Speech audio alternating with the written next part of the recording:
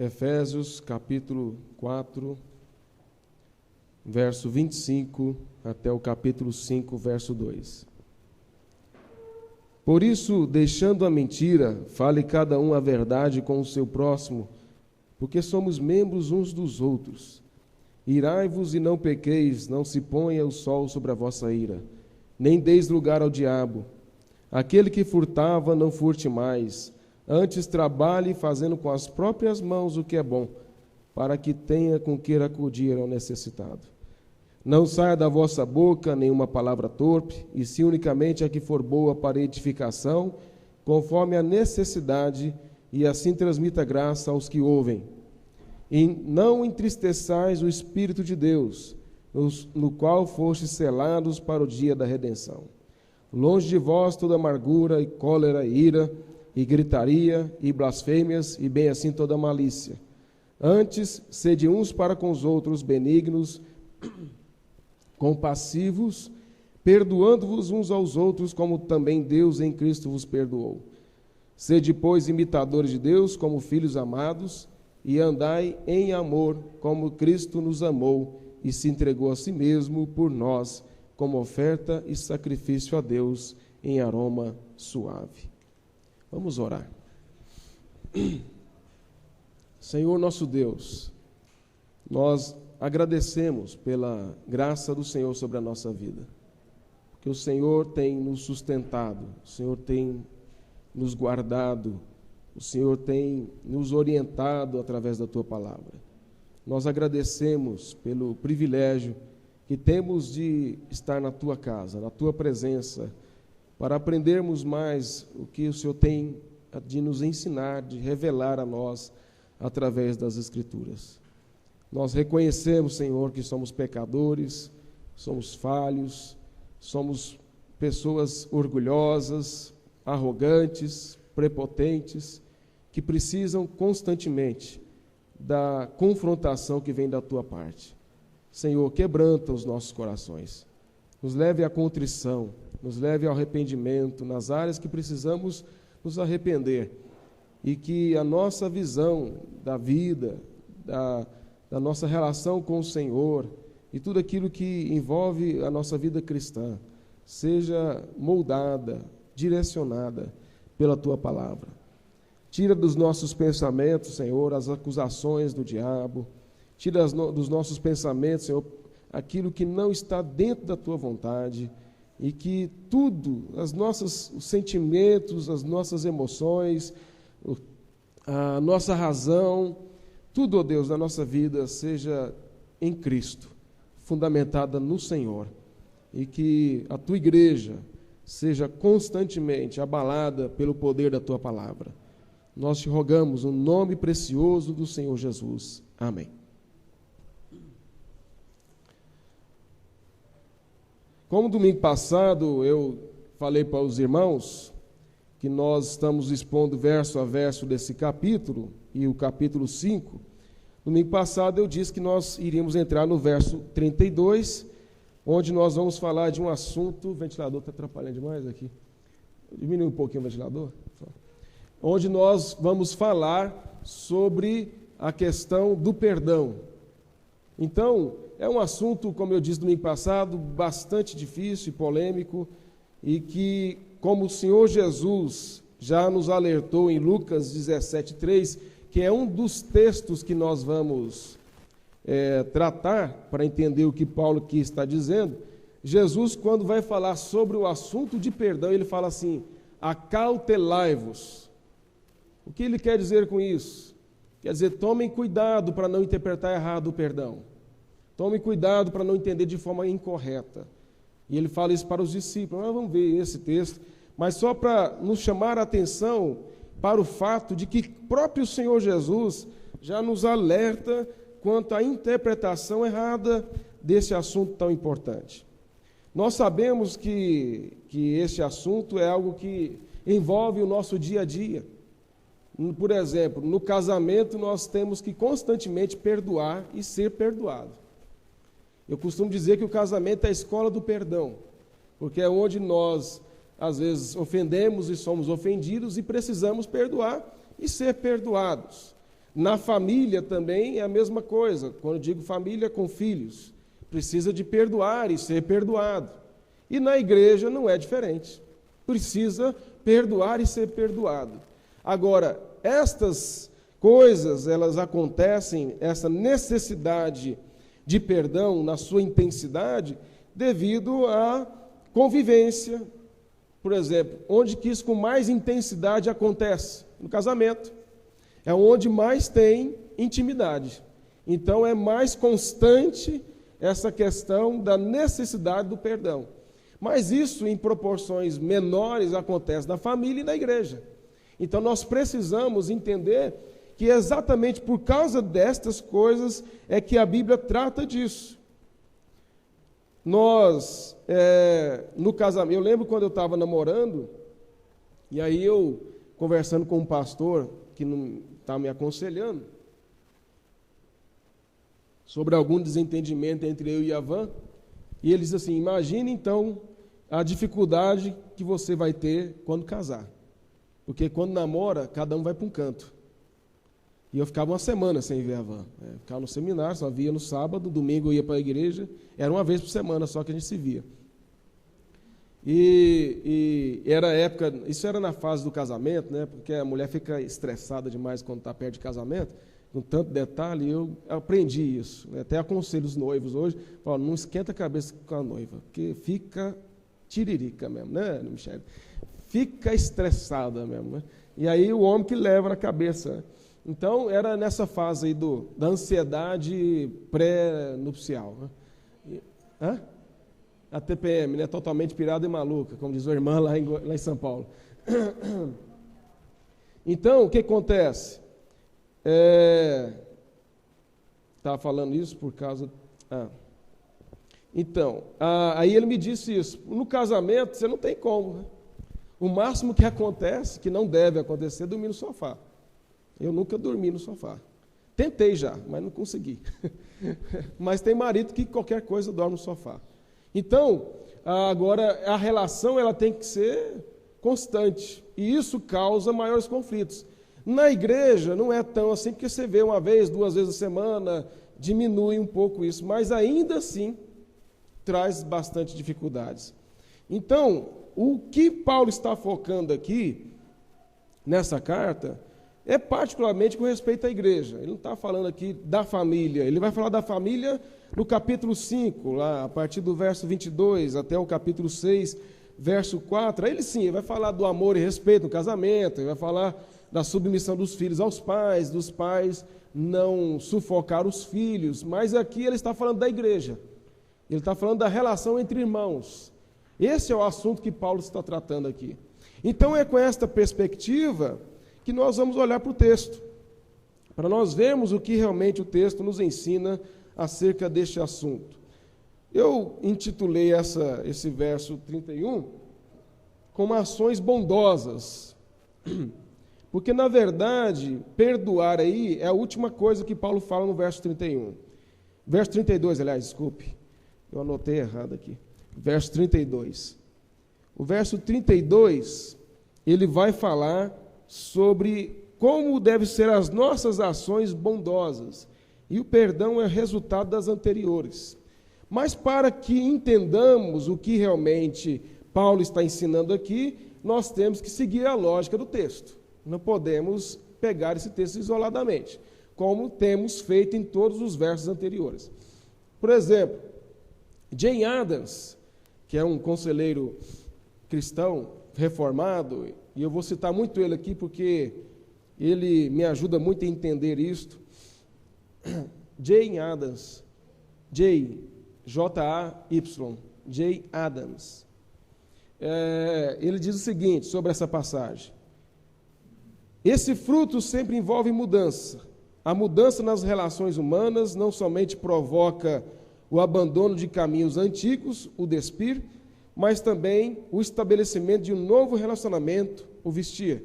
Por que ele está dizendo isso? Porque o verso 22 a 24, o que Paulo está falando? Despojar do velho homem e revestir do novo. Então é despir e vestir. É tirar a roupa velha e vestir roupa nova. Então, o que o J. Adams está dizendo? Esta mudança, em todos os aspectos que aqui são listados por Paulo, não é simplesmente deixar hábitos novos, mas é tomar para si hábitos, ou aliás, deixar hábitos velhos, mas tomar para si hábitos novos. Então, o que J. Adams está dizendo é que, quando Paulo diz, deixa a mentira e fale a verdade, ele está dizendo, tire a roupa velha da mentira e fale e vista a roupa da verdade. Quando ele diz, deixe a roupa do furto, se você furtava antes, Paulo diz, vista a roupa do trabalho e ajuda quem precisa. Tire a roupa das palavras torpes e vista a roupa da palavra para edificação. Esta é a lógica do texto. Paulo está fazendo esse paralelo aqui, entre o que nós temos que deixar e aquilo que temos que adquirir. Portanto, o que J. Adams está dizendo é exatamente isso, que o fruto desse processo de santificação não é simplesmente deixar de fazer o que é errado, mas fazer o que é certo. Correto? Então, dentro disso aí, quando Paulo fala no verso 31, que nós abordamos no domingo passado, o que ele está falando para deixar? Roupa velha. Você vai dizer para mim, verso 31. O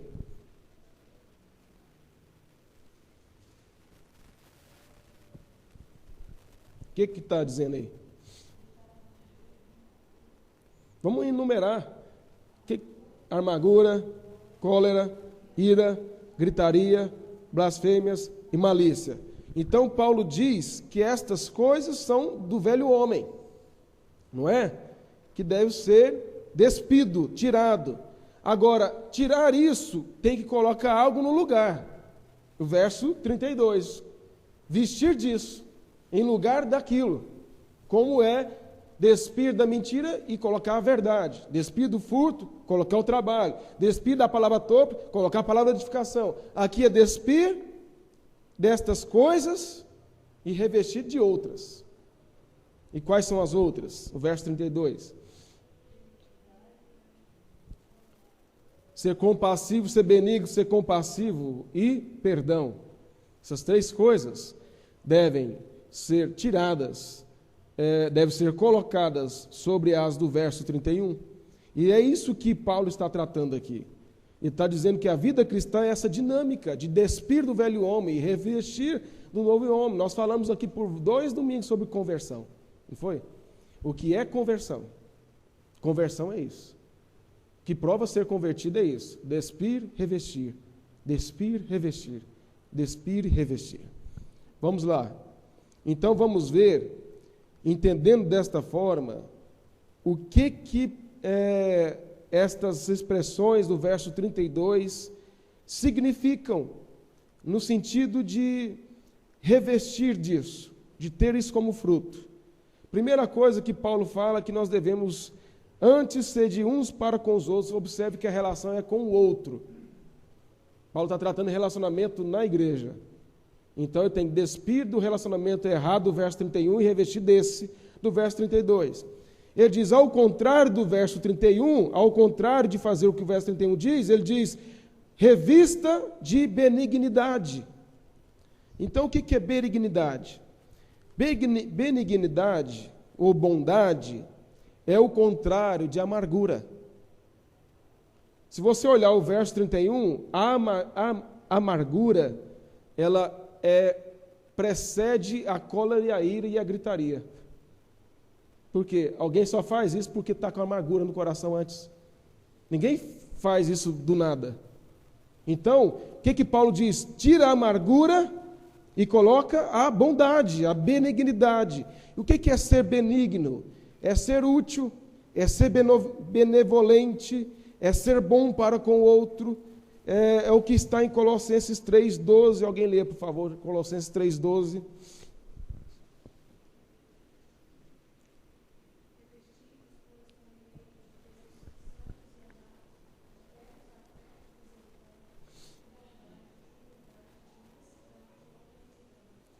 O que Paulo diz, então?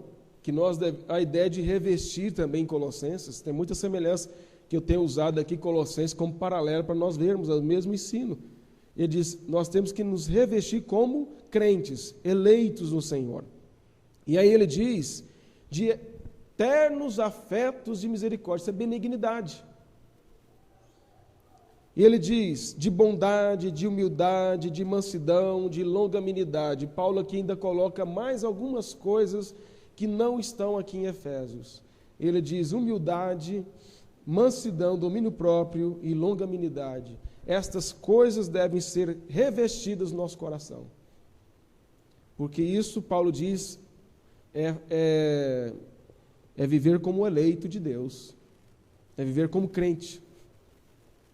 É lógico que todos nós somos sujeitos a ter os momentos de atitudes erradas. Mas o que nos prova sermos eleitos e revestidos é o reconhecimento do nosso erro. Então, quando Paulo diz isso aqui, vou despir do meu erro e vou revestir do que é correto, de misericórdia, de bondade, de humildade, de mansidão, de longanimidade. Por exemplo, um comentarista chamado, eu não sei pronunciar bem o nome dele, é Barclay, tem assim.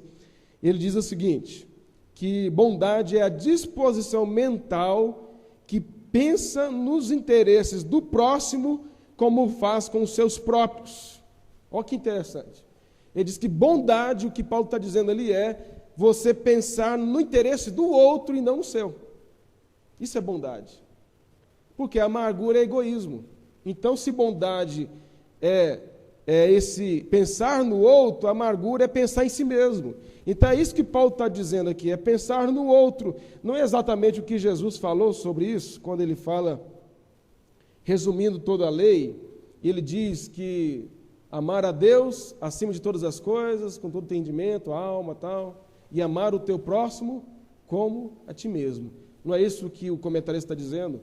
Pensar no outro, se colocar no lugar do outro, para, na verdade, ver o que se pode fazer. E é isso exatamente o que Paulo está dizendo aqui. Agora, outra coisa que Paulo diz, benignidade, e depois, o verso 32, ele diz o quê? Para nos tornarmos o quê? Compassivos.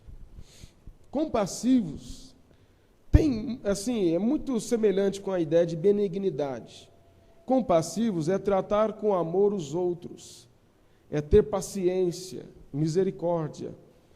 Ele diz, isso só é possível ser compassivo se formos benignos, porque a compassividade é fruto da benignidade. Observe como Paulo usa lógica, ele não trata as coisas assim, colocadas em ordem diferentes, não. Ele coloca, primeiro, benignidade, depois compassividade, depois perdão. Como ele trata amargura, ira, cólera, gritaria, blasfêmia e malícia. Tudo isso na ordem que as coisas realmente acontecem. Então, se você não entender esse processo das coisas, como elas acontecem, como a Bíblia está colocando, você não vai conseguir identificar os erros.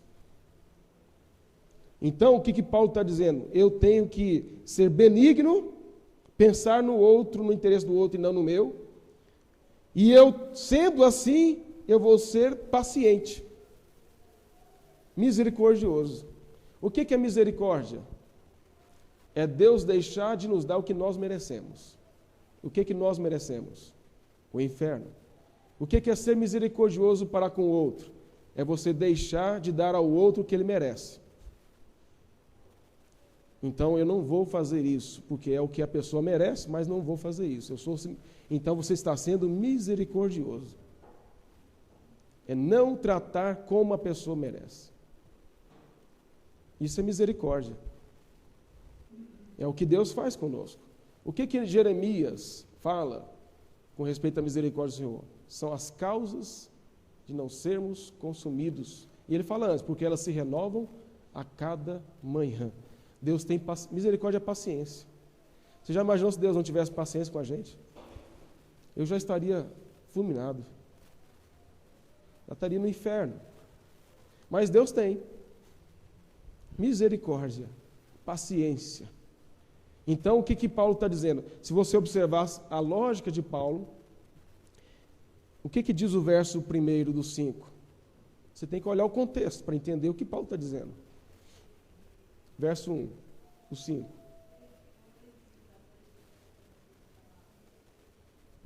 Está falando para imitar Deus, não é?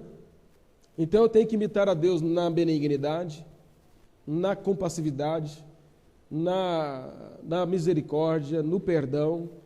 Então o padrão de julgamento meu é como Deus me trata. Deus me trata com misericórdia, com paciência. Porque se Ele não me tratasse com misericórdia, eu e você já seríamos consumidos. Teríamos sido consumidos, correto?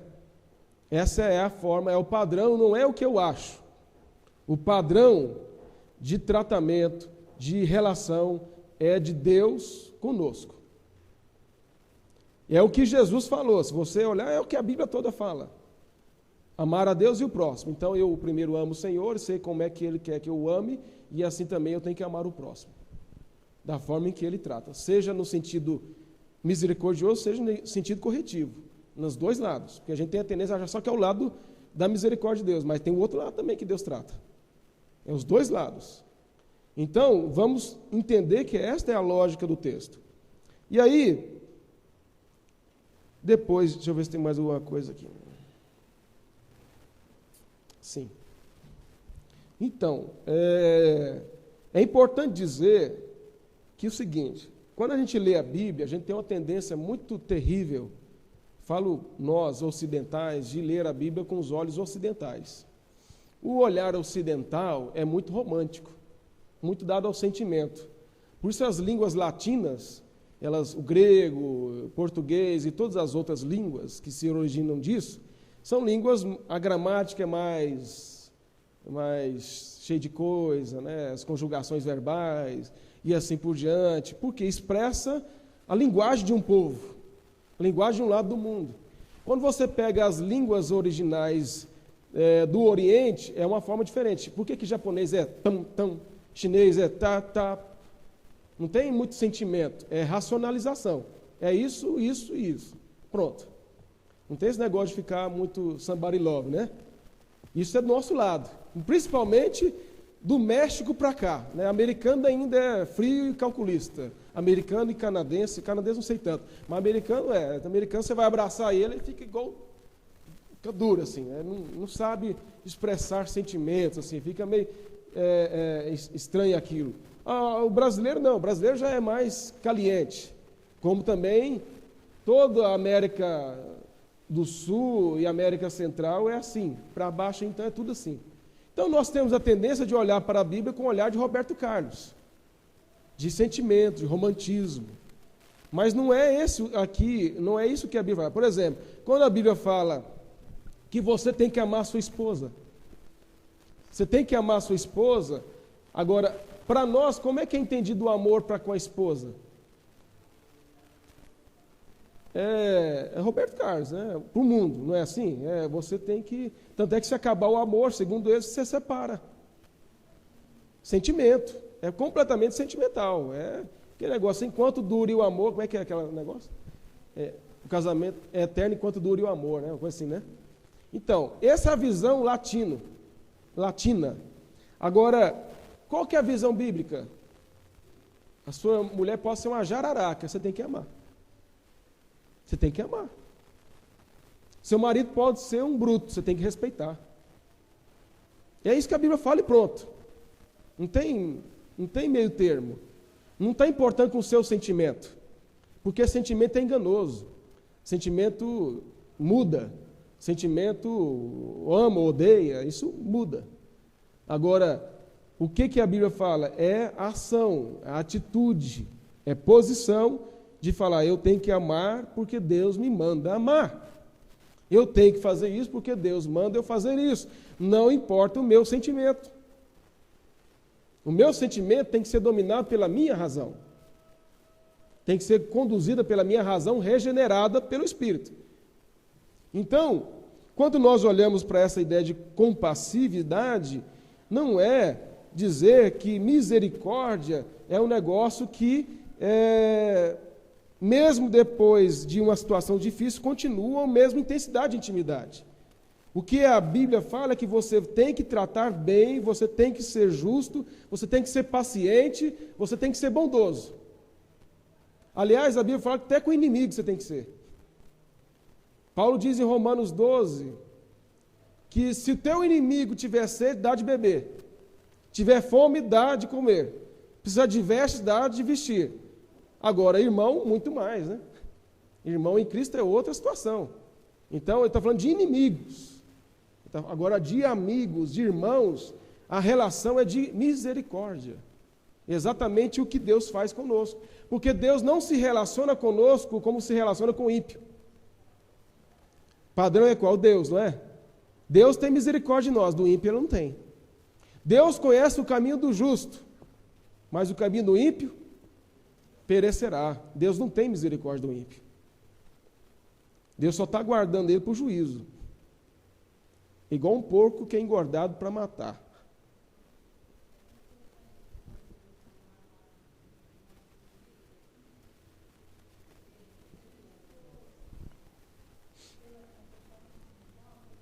Uhum. Uhum. Exatamente.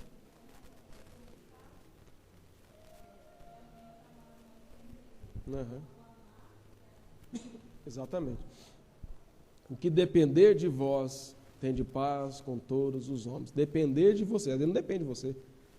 O que depender de você. Lá está falando de inimigos, lá no contexto, lá não é de... Embora também, Paulo lá no capítulo 12, os versos anteriores, ele está falando de irmãos.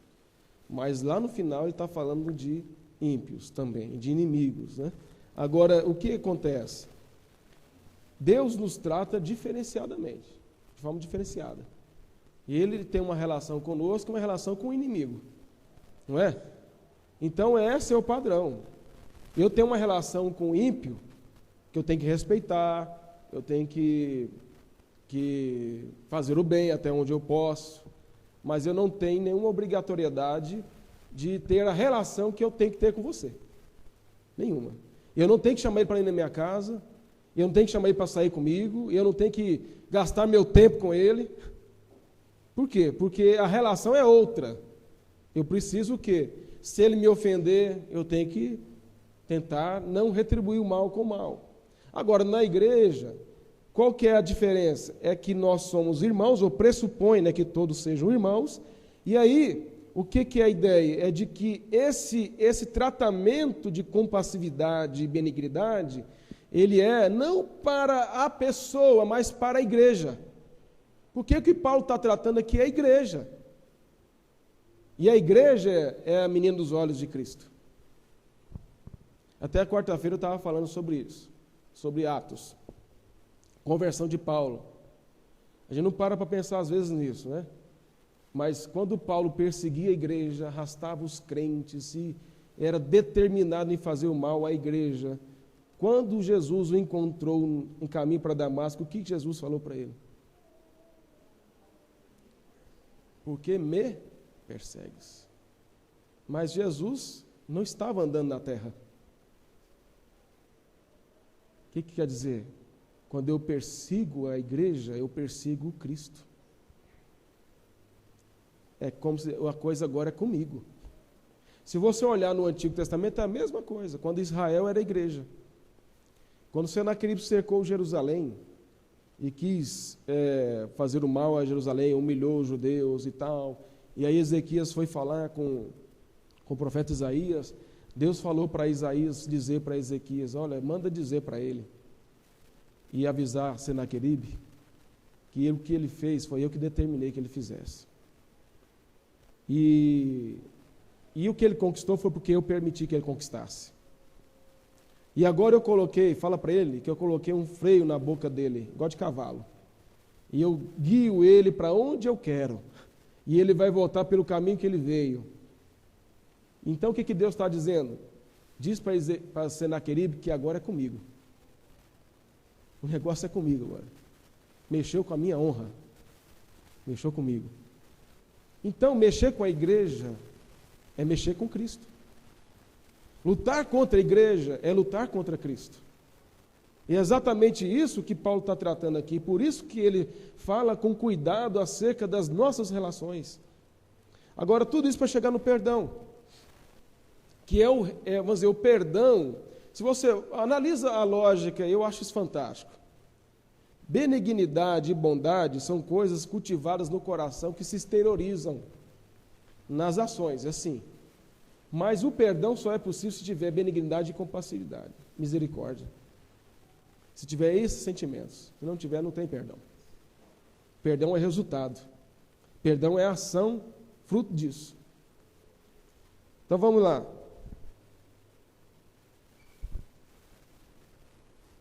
O que Paulo diz no verso 32 sobre o perdão? Só a parte do perdão.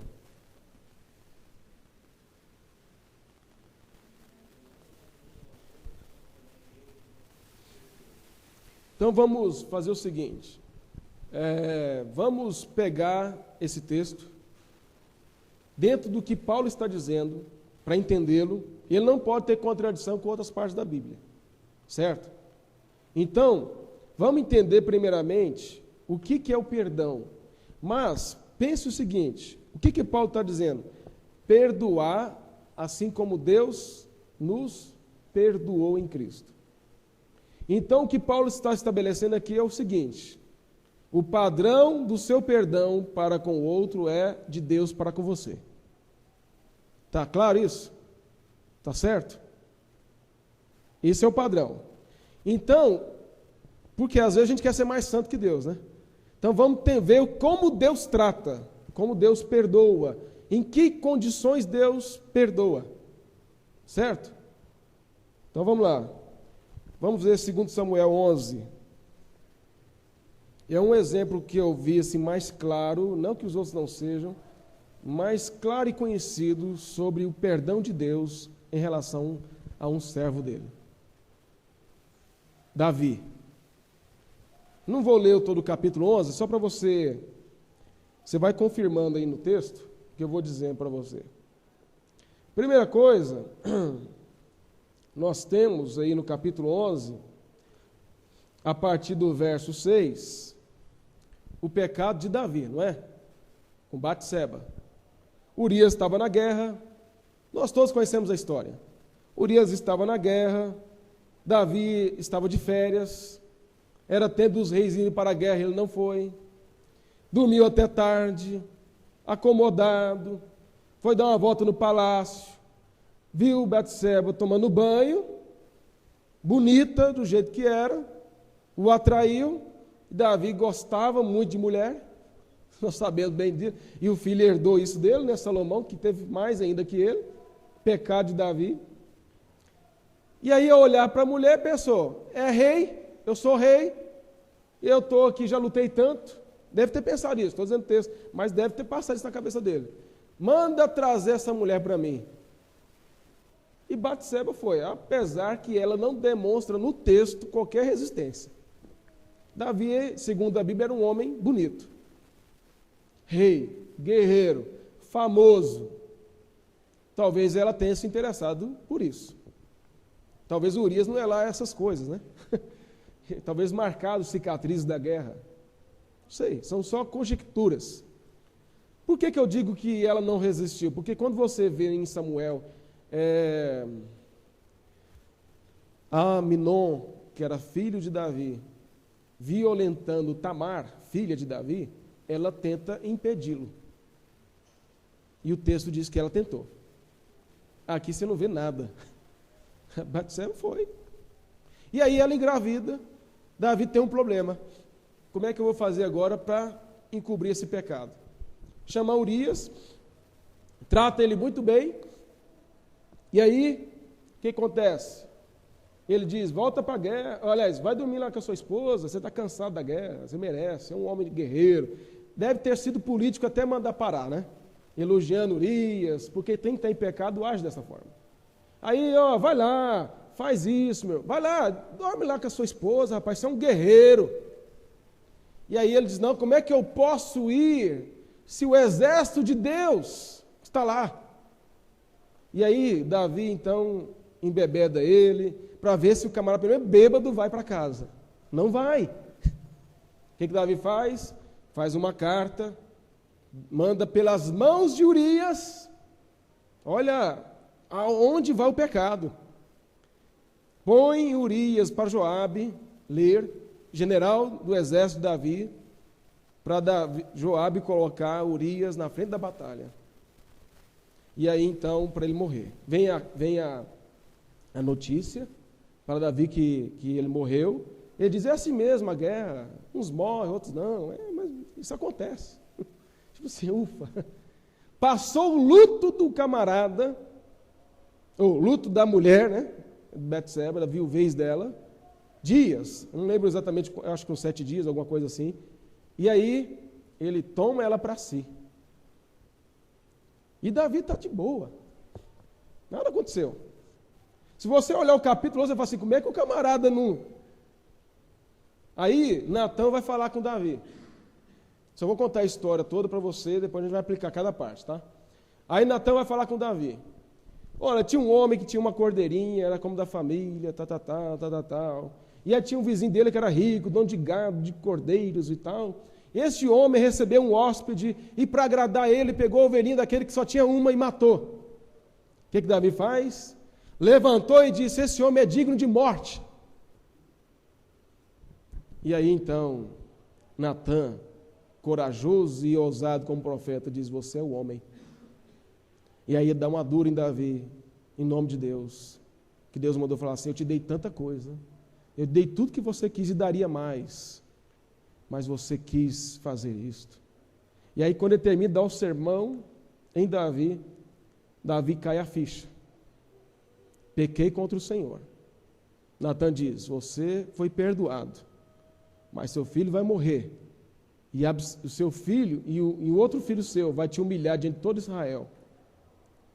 E aí ele faz isso e Natã vai embora. Tipo assim, só vim falar isso para você, Davi. Tchau. Não tem nada de sentimento. Tchau. Só vim falar isso para você. E vai embora. Quais lições nós tiramos disso? Da relação de Deus perdoando Davi. Primeira coisa, vamos analisar por partes. O capítulo 11. Davi e Betseba. Davi foi tão envolvido pelo pecado que ele não avaliou nada do que ele estava fazendo. Ele deita com essa mulher, tenta encobrir o pecado, manda colocar Urias na frente da batalha sem avaliar as consequências disso. O que isso mostra? Que quando nós, até homens segundo o coração de Deus como Davi, quando envolvidos pelo pecado, ficam cegos e não observam as ofensas cometidas contra Deus. Mas Davi ofendeu só a Deus. Ele ofendeu Urias, ele ofendeu a própria Betseba, ele destruiu o casamento dela, ele ofendeu o povo de Israel, porque o rei Israel era o protetor, era como se fosse o pastor de Israel. Ele ofendeu uma nação toda. Então Davi ficou cego pelo pecado.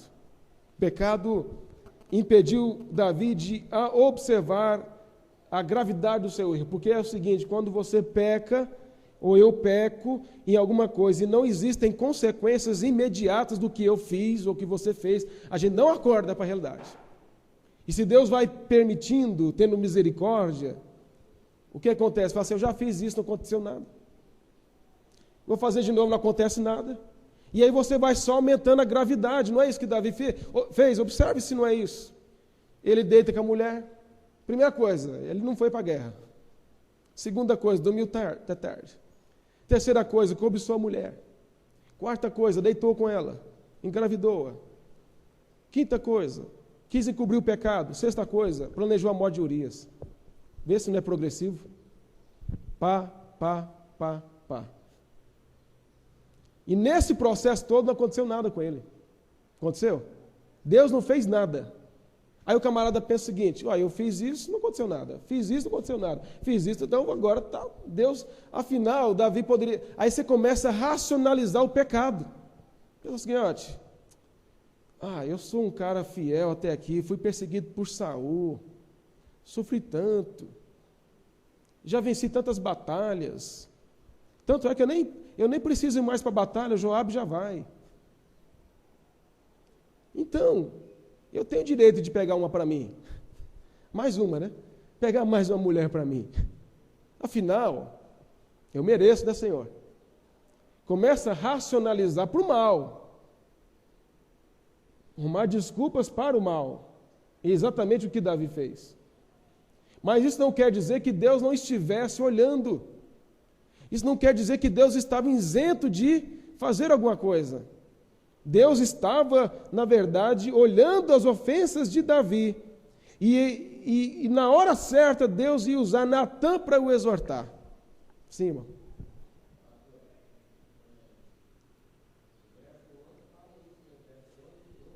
Uhum.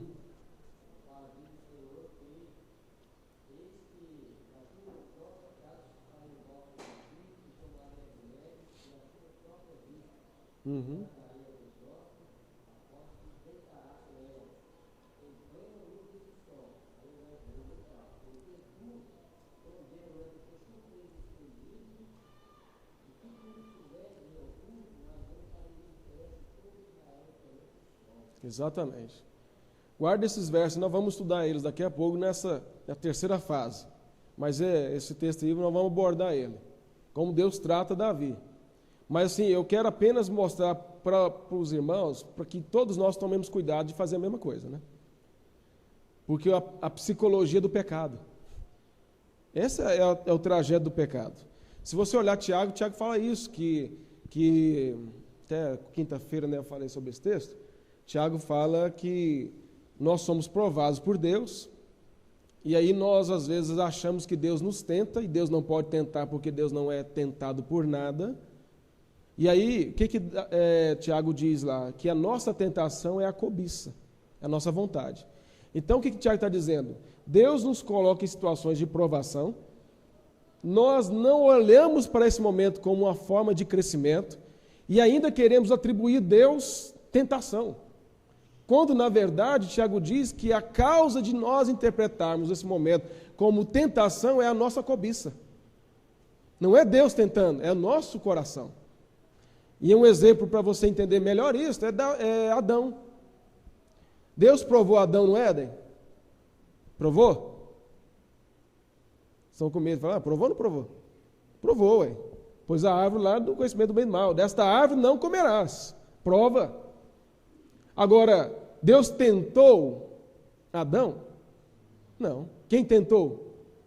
Satanás, você vai dizer, sim. Mas também da própria Adão. Porque Satanás não forçou Adão a pecar. Quando Adão peca, e Deus fala assim, e aí Adão, o que você fez? O que ele diz? Foi a mulher que o Senhor me deu. O que ele está dizendo? Não só está dizendo que a mulher é a culpada, como também ele está dizendo, o Senhor é culpado, porque o Senhor me deu uma auxiliadora com defeito. O Senhor podia ter me dado uma macaca. Mas essa mulher não me complementou. Essa mulher não me ajudou. Então, em última análise, o que Adão está dizendo? Senhor, o Senhor falhou. O Senhor não colocou uma pessoa idônea que me completasse, porque se não fosse a conversa dessa mulher, eu não teria pecado. Então, o que Adão fez? Transformou a provação em tentação no coração dele. Mas o culpado nem foi o diabo só tentou ele externamente. Mas a tentação, como o Tiago diz, é aqui, ó, no coração. E ele foi tentado pela sua própria cobiça. Sim, irmão.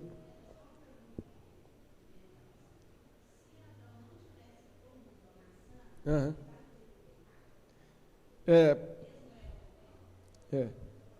Então, primeiro assim, não é maçã. É o fruto lá, né, que nós não sabemos o que é, né? Até os motéis colocam, né, que é a maçã lá, porque sim. A pergunta é se Adão não tivesse comido. Então, a ideia é a seguinte: se ele não tivesse comido, ele seria eterno e perfeito, e Eva seria morta. Ele é o representante legal da humanidade. Alguns chegam a dizer, e eu não vou dizer que isso o texto nos dá essa base, que Adão tenha comido do fruto por amor a Eva, por achar que, entendendo o seguinte, ela vai morrer, então eu vou morrer junto. Julieta, Romeu e Julieta, né? Não, a sentença é uma só, né? O dia que comer desta árvore, certamente morrerás. Então a ordem é o seguinte: Deus dá ordem para Adão, o cabeça, e ele passa para Eva. Agora, a consequência é para ambos. É como, por exemplo, Deus dá ordem para o marido ser o líder do lar. Mas as consequências são individualizadas, embora tenha uma responsabilidade maior. Adão era o cabeça, e ele tinha uma maior responsabilidade. Mas a Eva ela não poderia alegar que era inocente nisso, porque ela não foi dada a ela a ordem, ela foi passada a ordem para ela, sim. Agora ela, certamente, ela morreria, porque o texto diz, certamente morrerás. Agora, pensar se Deus iria fazer outra mulher, né, tal, aí são conjecturas, e que não há essa possibilidade, porque se houvesse, teria acontecido. Deus, quando determinou todas as coisas, Ele olhou todas as possibilidades que nós nem sequer imaginamos, e Ele escolheu as melhores, mais sábias e justas para que acontecesse. Então, o que nós podemos dizer, sem errar, né, é que que Eva, ela morreria, certamente. Não, aí eu não posso dizer isso, eu posso dizer que pode ser, porque o texto não diz, que é uma coisa até importante dizer para nós entendermos, que tem muito pregador, às vezes até no meio presbiteriano, que fala algumas coisas que o texto não está dizendo, né? O máximo que eu posso dizer, como eu afirmei aqui, né? Alguns comentaristas dizem desta possibilidade. Agora, o texto bíblico não diz isso. O que o texto bíblico diz, e o resto das escrituras é, certamente morrerás. Certo? Hã? Toda mulher. Morrerás implica em 4 aspectos: físico, eterno, judicial e espiritual. Representante legal é Adão. Eva é auxiliadora, né? Então, mas o próprio nome Adão é humanidade. Porque no hebraico tem 2 palavras para homem: Adão e Ishá. Adão é humanidade, é o nome de Adão. Ishá é homem, o Elto é homem, individualmente. Você não representa a humanidade. Então, da mesma forma que a gente fala homem para a humanidade ou homem para uma pessoa em particular. Quando se usa para Adão, usa Adão. Ele é a humanidade representada ali no Éden. Quando se fala de algum homem que tenha pecado, em particular, como Caim, por exemplo, se falar com respeito a ele, aí é um homem com outra palavra, Ishá. Certo, irmã? Primeiro o Edmar, né?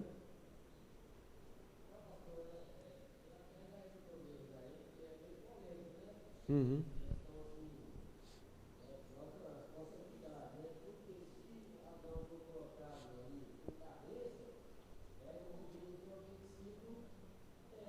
Uhum.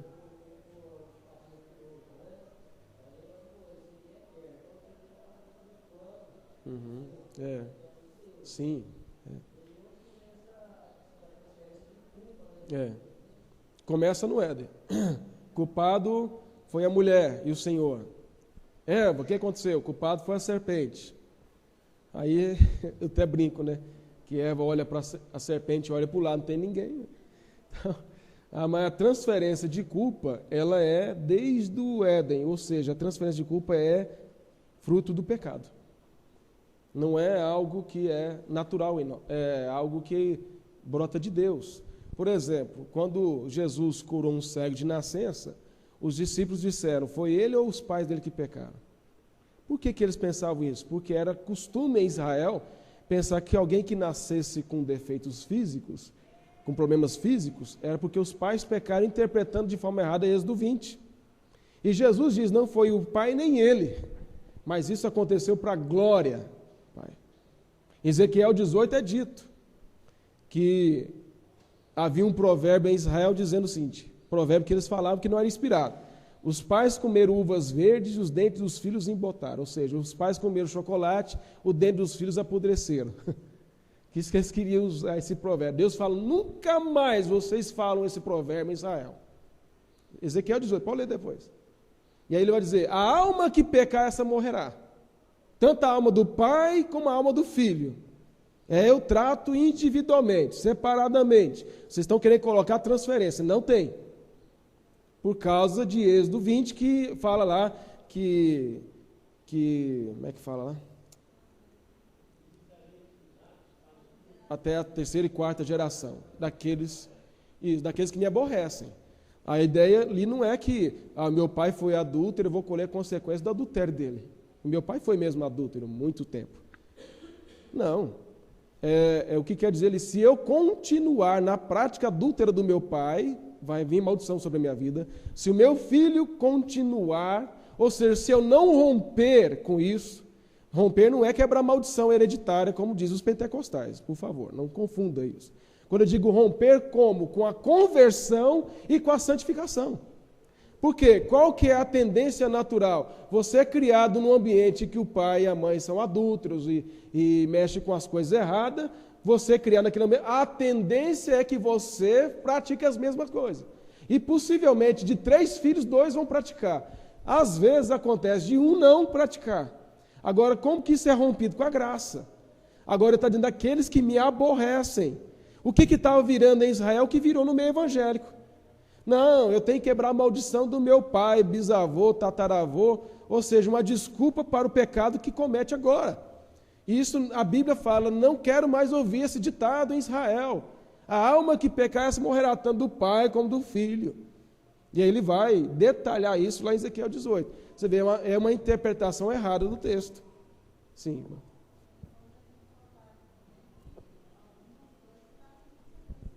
Sim. Contrair doenças, né? Sim, é verdade.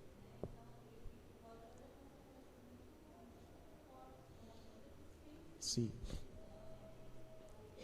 É verdade. Mas é importante que você colocou o seguinte: consequências físicas, biológicas, é uma coisa e comportamento é outra. Por exemplo, biologicamente, nós herdamos problemas de Adão. Porque a mente humana já não tem a sua mesma capacidade que ele tinha no Éden. Nosso corpo sente cansaço, fadiga, doenças, enfermidades. É o que ele falou lá para ele, lá em Gênesis 3. Você vai sofrer com os espinhos e abrolhos. Então, querendo ou não, pela natureza pecaminosa que herdamos de Adão, toda a humanidade herdou defeitos biológicos. Ninguém é perfeito biologicamente. Até o corpo que Jesus encarnou, ele tinha as limitações físicas. Ele não tinha falhas na sua pessoa, no seu ser, mas ele estava sujeito à fome, sujeito ao cansaço, tanto é que ele suou sangue, e suar sangue no Getsemane quer dizer, é algo que acontece de forma rara no mundo, pouquíssimos casos, e é provado cientificamente que é quando alguém está em profunda tristeza de alma, que os vasos sanguíneos se rompem e sai suor com sangue. Jesus sentiu isso, lá no Getsemane, já sentindo as dores da crucificação, o que ele sentiria os nossos pecados sobre ele. Então, herdar biologicamente defeitos é uma coisa, e nós herdamos, tanto qualidades como defeitos, né? Às vezes a família geneticamente tem um problema físico, e por exemplo, eu sei que é conhecida a maioria, a família do pastor Salomão, todos eles têm um problema com a mão, todos os sobrinhos e tal, é um problema genético, isso não é maldição, é um problema que vem lá de trás, genético. Então, isso é uma coisa, e é bem colocada essa questão. Agora, comportamento, aí é o quê? Porque comportamento é o que eu sou. E eu sou uma pessoa individualizada. Ninguém é igual a mim, nem igual a você, no mundo, em nenhuma época. Nem gêmeos são idênticos internamente. Gêmeos, geralmente, um é nervoso, o outro é calmo. Então, não existe essa visão de Deus de que nós somos, que na verdade é a frase do mundo, né? O homem é produto do meio. O homem não é produto do meio. Se fosse assim, José era produto do Egito. Se fosse assim, Moisés também foi. Se fosse assim, Paulo seria. Então, isso não tem nada a ver. É individualizado. Nós somos individualizados. O fato de eu nascer numa família perturbada. Minha família, por exemplo, meu pai vivia bêbado, caído nas calçadas, bêbado. Meus tios e tias eram imorais antes da conversão. Só se falava palavrão, só se falava nenhuma tia minha casou na igreja.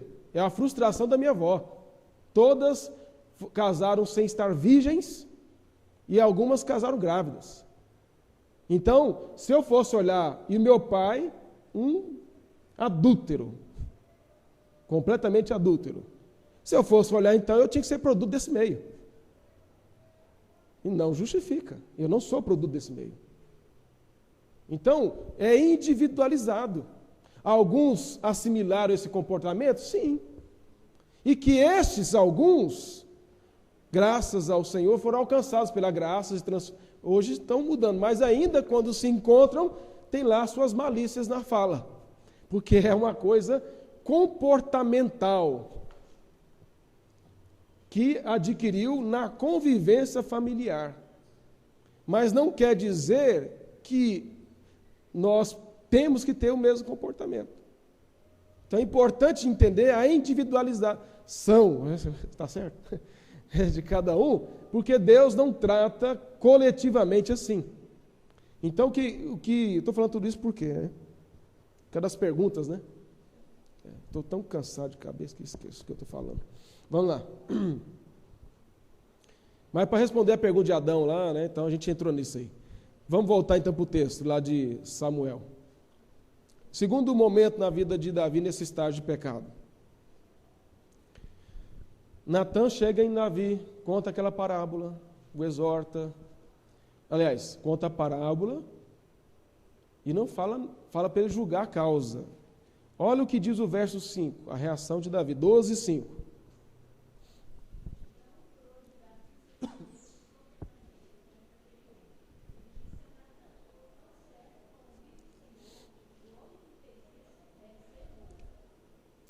Ele ficou irado sobremaneira. Davi deve ter até levantado do trono. Como é que pode o camarada fazer um negócio desse? O texto diz sobremaneira, até não avaliei lá no que o hebraico diz, mas é provavelmente um grau no verbal que quer dizer intensidade, que é usado no verbo hebraico, é algo profundamente intenso. Davi ficou sobremaneira. Então a palavra sobremaneira é uma forma de expressar com mais, dentro da nossa língua, o que aconteceu com Davi. Ele ficou transtornado.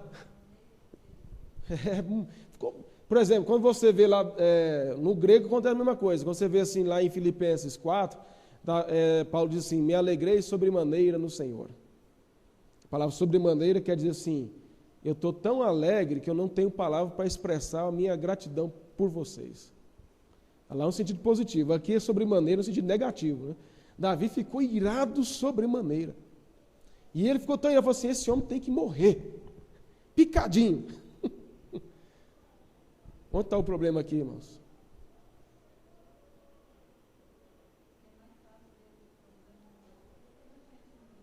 Exatamente.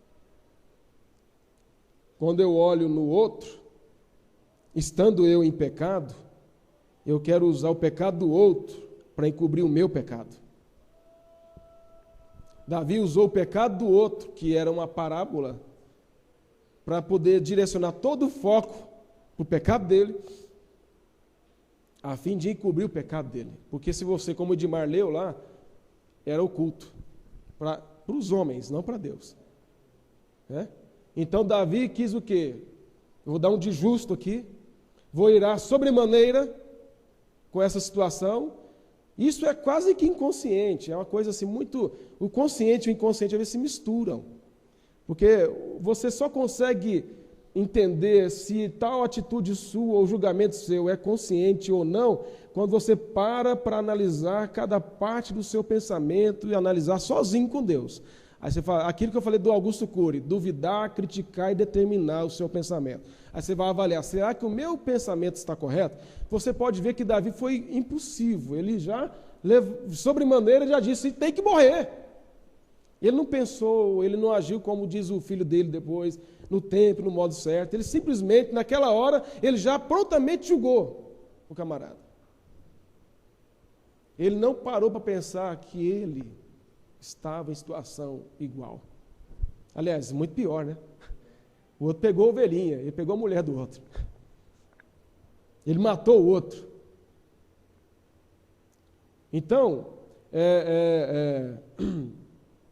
essa ideia aqui é exatamente aquela de Mateus 7, que Jesus fala no Sermão do Monte, que até nós falamos domingo passado dele, à noite, quando Jesus fala do versos 1 a 5 do 7, para que não julguei, para que não sejam julgados e tal, com critério que julgares, serem julgados.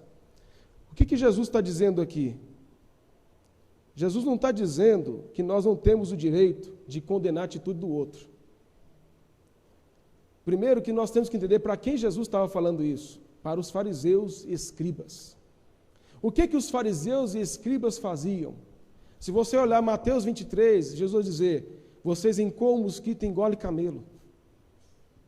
Vocês colocam fardos pesados sobre os homens, vocês mesmos nem com o dedo carregam. Jesus falou isso em Mateus 23. Então o público dele aqui era os escribas e fariseus no meio da multidão. E aí então ele está dizendo o seguinte, vocês não podem julgar os outros, porque como que os fariseus faziam? Jesus está sentado com a prostituta. Jesus está sentado com o publicano. Jesus vai comer na casa de Zaqueu. Por quê? Porque esses eram tidos como marginais na fé, ou seja, fora da margem da santidade deles. Então, quando Jesus conversava, curava, tratava estes, eles achavam que Jesus sentava com pecadores, porque eles não eram pecadores.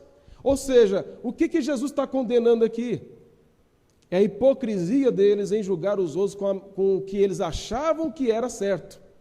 Porque se você olhar o capítulo 7 aí, o verso 15, o que ele diz? Para nós acautelai-vos dos falsos profetas. Como é que você toma cuidado com os falsos profetas? Julgando o que eles ensinam pela Bíblia. Então, quando você julga um comportamento pela Bíblia, não é você que está julgando, é Deus. Mas quando você julga o comportamento do outro pelo que você acha, é você e não Deus. O que Davi fez lá? Julgou pela justiça dele, que está bem distorcida. Não estava? Vamos então para outra fase. Vamos terminar hoje Davi, que tem outros textos depois. A repreensão de Natã. Dos versos 6 a 12. Vamos ler, não só para que você possa entender. Nesses versos 6 a 12, Natã diz para Davi o seguinte, você é o homem. Isso aí deve ter doído demais para Davi. Ele estava tão empolgado em condenar o outro, que quando Natã falou assim, mas Davi, você é o homem, cara. Você está entendendo nada. Você é o homem.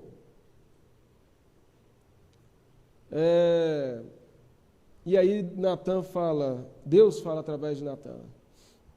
Eu te dei isso, te dei mulheres. Não quer dizer que Deus concordava em Davi ter mulheres, mas está dizendo assim, Deus ainda tinha tido paciência com ele em ter outras mulheres. Não tinha exercido a sua justiça sobre ele. Deu o reino, protegeu, o guardou. E aí Deus fala assim, eu daria muito mais para você, se tivesse me pedido. E aí vem o texto que o Edmar leu. A sentença. Aliás, a sentença é por último aqui. Vou tratar primeiro aqui. Não, a sentença aqui mesmo, está certo. Só um minutinho, mas só para eu não perder o raciocínio aqui. E aí, o que você vê aqui? Que quando Natã diz, você é o homem, o que Natã fala? Ele faz uma repreensão dura contra Davi. Não é dura?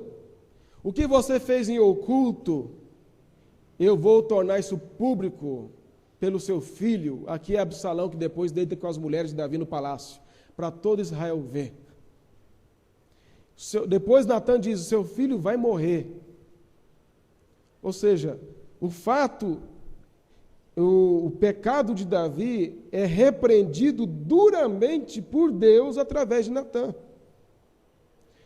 O que nos mostra o seguinte: quando Deus pretende nos perdoar, Ele nos exorta duramente. Quem gosta de ser exortado? Eu estou dizendo exortar com Bíblia. Eu expliquei bem. Bíblia. Deus nos exorta com a sua palavra, duramente. Não alisa, não. Você errou nisso, você fez isso, e eu ia te dar isso, igual faz com a criança, né? Pá, agora aguenta. Então é dura a exortação. Se você olhar o texto, você vai ver que a exortação é dura e desafiadora, porque ele está falando para o rei. Não é para qualquer um, não. É para o rei, Davi, que marcou a história. O homem segundo o coração de Deus, que matou Golias, que respeitou Saul como ungido do Senhor, que não fez o mal a Saul como Saul fazia a ele. É este homem, autor de salmos, de cânticos espirituais, que Natã diz: você é o homem duro com ele, naquilo que ele fez. Mas porque não era Natã, pessoalmente, que estava exortando. Era Deus através de Natã. Sim, irmão?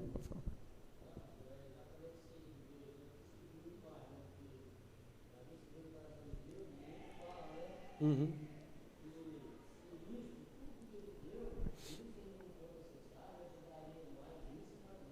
Uhum. Exatamente.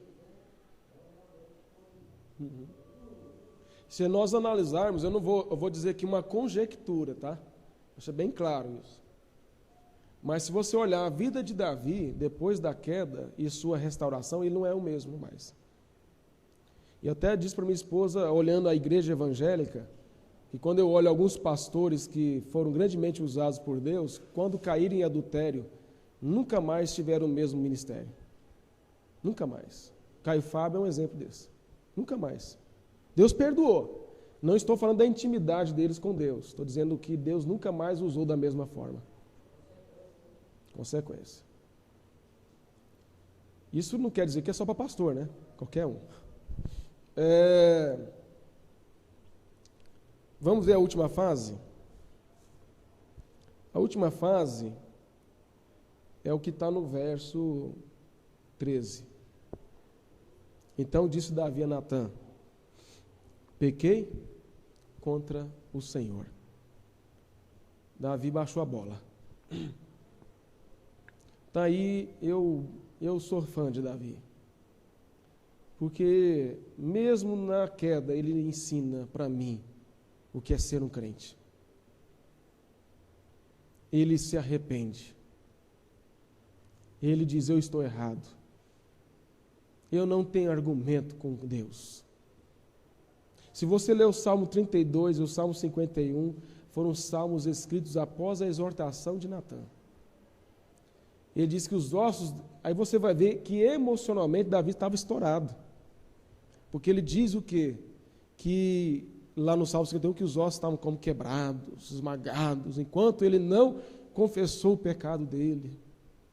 Ou seja, depois disso aqui, Davi ficou... Antes ele estava, só que o orgulho não permitia reconhecer, porque o crente sabe que pecou, não adianta dizer, sabe que pecou. O que Davi sabia que tinha pecado, e o Salmo 32, 51 diz isso. Ele diz que enquanto ele ocultou o pecado, ele estava ruim. Não adianta, sabe, o crente, o ímpio não, pode ser um ímpio disfarçado de crente, mas o crente sabe, eu pequei, eu errei. Talvez não tenha forças para reconhecer, o orgulho não permite, o envolvimento no pecado não permite, mas Davi sabia que estava errado. Tem um livro de Martin Lloyd Jones, baseado no Salmo de Davi, o clamor de um desviado. Exatamente essa ideia do clamor de alguém que estava desviado da fé. Davi estava, assim, consciente do seu pecado contra Deus. E lá no Salmo 32, 51, ele diz assim: pequei contra o Senhor, contra ti somente pequei. E o Senhor é justo no seu falar, no seu julgar. Ou seja, o que Deus falou que vai acontecer comigo é correto. Está certo. O que Deus falou que ia acontecer? Seu filho vai morrer. Natã falou assim: você está perdoado, Davi. Deus perdoou o seu pecado. Mas espera aí.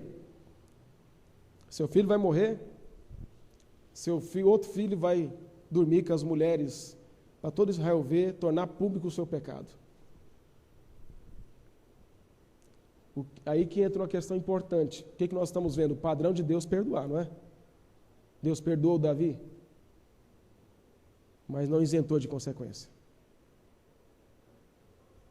Perdoar não é passar a mão na cabeça. Perdoar não é concordar. Nós vamos ver textos, hoje não vai dar porque hoje tem muitas coisas para fazer, mas domingo que vem nós vamos ver Jesus falando sobre isso, em Mateus 18, vocês podem estudar, Lucas, que eu falei 15, né? Vocês podem estudar para tirar dúvidas, explicando sobre isso. Agora, é importante dizer o seguinte, de narrativa você tira lições. Isso que eu estou fazendo aqui, lições baseadas em mandamentos. E os mandamentos do Novo Testamento nos ensinam que essas lições estão corretas. Davi foi perdoado, mas teve consequência.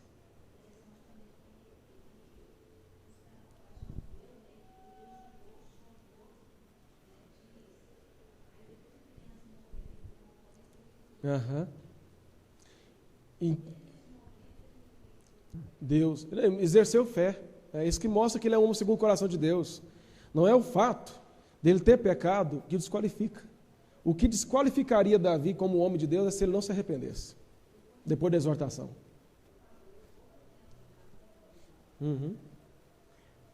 Às vezes nós somos muito legalistas, né?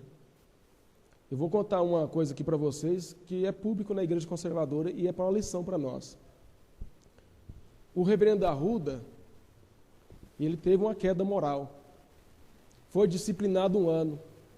Saiu o nome dele no jornal conservador, porque como pastor disciplinado é muito mais vergonhoso que qualquer membro de igreja. Quando um membro é disciplinado, fica na igreja. Pastor conservador tem que publicar no jornal conservador que ele está em disciplina. O Brasil todo fica sabendo. Vergonhoso, humilhante. Ficou mal. Eu nunca conversei isso com ele. Estou dizendo para vocês aqui, é uma coisa que eu nunca disse para ele. Mas ele se arrependeu, restaurou a sua família, é pastor restaurado, e tem muito conservador em São Paulo, aqui em Goiânia eu não vi nada, mas em São Paulo, que se opôs a ele voltar para o seminário da aula, o melhor professor de Antigo Testamento que conservador já teve até hoje, porque ele teve uma queda. Então, estes conservadores são fariseus, escribas e hipócritas, porque devem cobrir pecado. Porque quando eu olho para o reverendo Arruda, e olha que eu nunca biquei ele, falar que nós dois temos um temperamento parecido em algumas coisas, e nós nunca tivemos intimidade. Mas, para mim, eu nem lembro o que ele fez. Para mim, ele tem a mesma autoridade, porque ele foi perdoado por Deus. E tanto é que eu incentivei a ser palestrante no encontro dos jovens aqui da Quarta Igreja. Porque, para mim, ele é a mesma coisa. E o que, aliás, melhor, porque ele se arrependeu, um homem da envergadura dele, porque era um nome maior, depois do reverendo João Alves, era o nome mais destacado na conservadora, era o reverendo Arruda, o homem da envergadura dele, submeteu a tudo, e está aí, pastoreando. Então, é aquilo que de Mateus 7, julgar com critérios próprios. O que demonstra ser um crente verdadeiro é verdadeiro arrependimento. Mas às vezes a igreja é tão legalista, fala igreja de modo geral, que quer crucificar a pessoa e quer castigar a pessoa. Quando na verdade, se houve arrependimento, acabou. É isso que Deus faz. Porque se Deus fizesse isso com a gente, nos tratasse como às vezes a gente quer tratar as pessoas, estaríamos perdidos. Então eu estou citando o reverendo Arruda porque é um fato conhecido, público, né, e tanto é que quando ele teve a queda eu nem comentei na Quarta Igreja, ficava sabendo por vias de jornal, nem com o conselho eu comentei, porque eu não quis falar nada até que se tornasse público oficialmente. Então, eu quero dizer o seguinte, eu estou falando isso porque tem esses pensamentos. Aí agir como Davi, esse homem tem que morrer. E você? Tem que o quê? E eu? Merece o quê? Mas o outro merece. E você? E eu? Merece o quê? Entendem o que isso quer dizer para nós? É muito mais sério. A gente pode julgar Davi, que é muito fácil, né? Nossa, como Davi foi envolvido pelo pecado, como é que ele fez isso? E a gente? A gente acha assim que o envolvimento é só moral, né? E o envolvimento com o nosso orgulho, com a nossa arrogância, com a nossa prepotência, com a nossa falsidade? Essas coisas não são pecados para Deus? Essas coisas não tornam ofensivas ao outro e a Deus? Então, o que acontece? Quando, é o que se os irmãos lembrarem bem, é o que eu tenho falado há 3 domingos de conversão. 3 domingos. Aliás, domingo passado, se eu não tiver errado a minha memória curta, e eu reconheço que ela falha, eu até falei, foi domingo passado, certeza, até que o Estevão comentou alguma coisa e tal, eu não lembro exatamente o que era sobre o texto de Efésios. Eu falei assim, mas nós não podemos julgar os outros, aqui é para julgar nós mesmos, lembra disso? Para olhar para nós mesmos, se nós estamos assim, porque quando eu olho para o outro, me dá uma zona de conforto, mas quando eu olho para mim, me dá tristeza. Até essa semana, só para quem pediu foi Edmar ou a Célia? Só antes do meu falar, em terminar aqui, semana eu conversando com, não vou citar o nome não, um amigo meu de ministério, e aí ele fez uma crítica a mim, né, e eu achei muito boa. Eu disse para ele, eu achei boa, porque amigo é isso, para criticar mesmo. E ele falou e tal. E aí eu falei assim, é verdade, rapaz, eu tenho pensado nisso, e tenho que avaliar o meu coração, onde está o erro, onde é a causa disso. Aí eu fiz uma crítica a ele também, que eu penso, se você me criticou, também tem o direito de expor alguma questão sua. Então, se é amizade, é vice-versa. Aí eu expus. E ele falou assim, mas nunca ninguém falou isso para mim. Eu falei assim, amigo, é para isso, para falar para o outro o que nunca ninguém falou. E graças a Deus ele é maduro, né? Não tem, só estou contando por quê? Porque isso dói quando a gente avalia nosso coração. Machuca. Mas é o processo da cura. É o processo que o Jane Adams disse. Despir, é o fruto do despir, do revestir. Mudar de atitude e ter atitudes corretas. Nós vamos então ter as palavras finais dos irmãos, aí nós vamos terminar, porque tem reunião e ensaio, né, dos...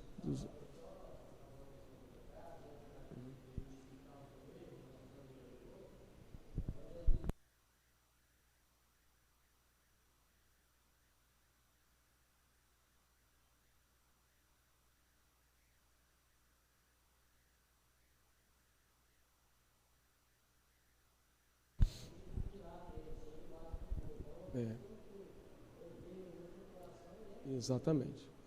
Na verdade, o ódio precede o assassinato. Para Deus é a mesma coisa. Falar mal do irmão na ausência, ficar maldizendo a pessoa, arquitetando no coração, isso é ódio. E é o pecado de matar. Jesus falou no Sermão do Monte. Por isso que, por exemplo, ninguém mata o outro que ama. Aliás, fala que ama, né? Quando é o casal lá e tal. Mas não é amor, é egoísmo. Então você mata alguém ali porque o ódio dominou o seu coração. Isso que está aqui cresceu tanto que você tem que pôr para fora.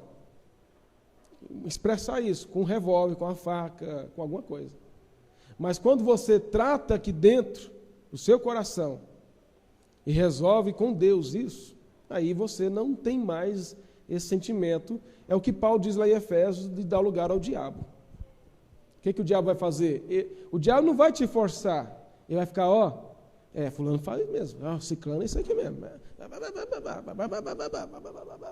E a pessoa vai alimentando isso no coração. Sim, irmão.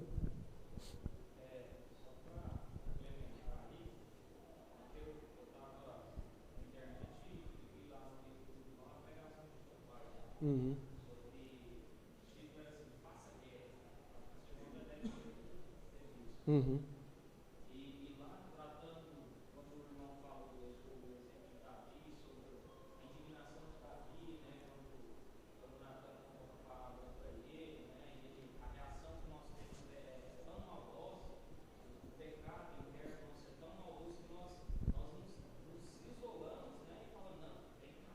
É.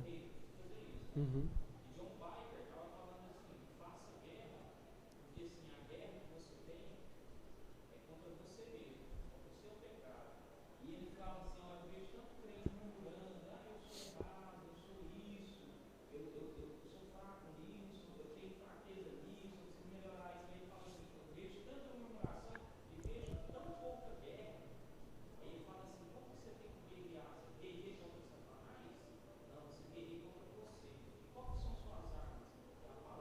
Uhum.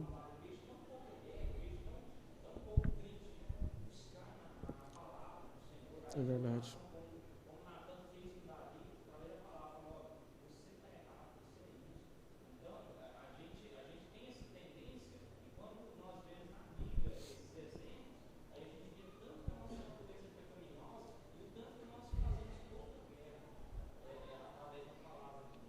É verdade. Porque o Jane Addams também fala desse assunto aí no livro que eu tenho lá, achei muito interessante, tem me ajudado bastante. Vou trazer isso aqui para os irmãos mais para frente. Ele fala justamente isso, de que quando Paulo fala assim, irai-vos e não pequeis, ali não Paulo está dizendo que nós podemos irar quando Deus é ofendido, contra o pecado contra Deus. E nós podemos irar contra o nosso pecado contra Deus, mas não temos razões bíblicas para expressar ou deixarmos dominar a ira contra o outro. Por isso que ele fala, não deixe o sol colocar sobre a vossa ira, e não deis lugar ao diabo. Ou seja, é lógico que a Bíblia não está dizendo que você não vai ter ira no coração quando você é ofendido. A Bíblia não exige isso da gente.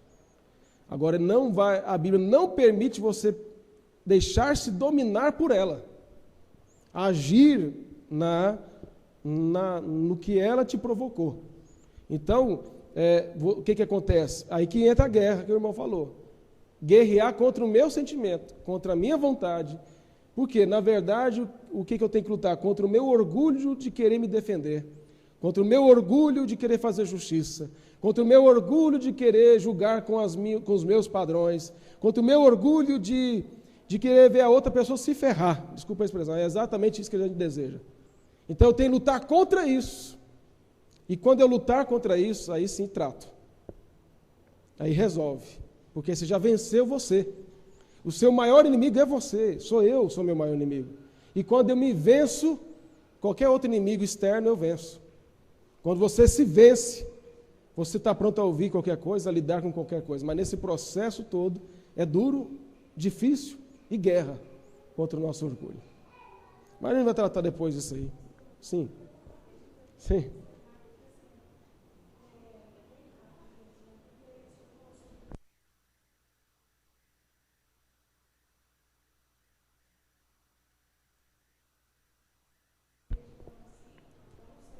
Sim. Uma moral. Né?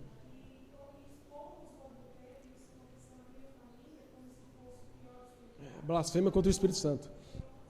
É.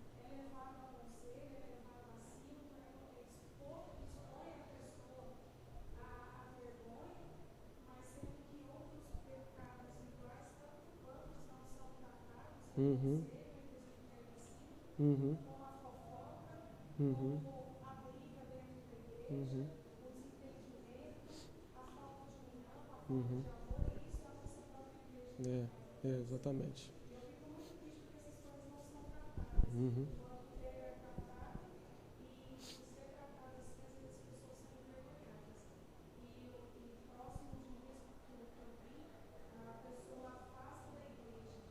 Que ela não se sente amada, né? Mesmo sendo disciplinada, tratada.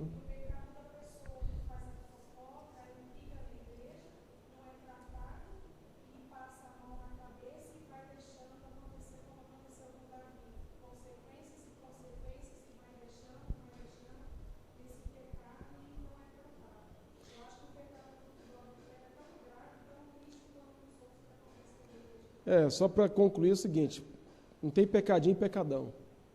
Tudo é pecado. Agora o que acontece? Isso não é da conservadora, isso é da natureza humana. Por exemplo, a sociedade, o que a sociedade faz? O camarada roubou, matou, violentou a mulher. Tem que ir preso. Isso tem que ser fuzilado, não é assim que a sociedade fala? Mas aí, quando esse mesmo cidadão, ele sonega imposto, mente, comete uma infração no trânsito, isso não é justo não, eu sou injustiçado. Ou seja, o que acontece? Eu tenho que colocar pessoas na cadeia por grandes erros sociais e pecados, para que os meus pecados não sejam revelados. Na cadeia a mesma coisa, vem uma coisa globalizada, né? Na cadeia a mesma coisa. Lá o camarada pode roubar, pode matar, pode sequestrar, mas se for estuprador, morre. Isso é inadmissível. É a lei deles. Ou seja, isso pode, isso não pode. Então nós somos criadores de critérios de julgamento. Nós queremos, na verdade, criar critérios que condenem os outros para que os nossos pecados, é a natureza humana, para que os nossos pecados não sejam revelados.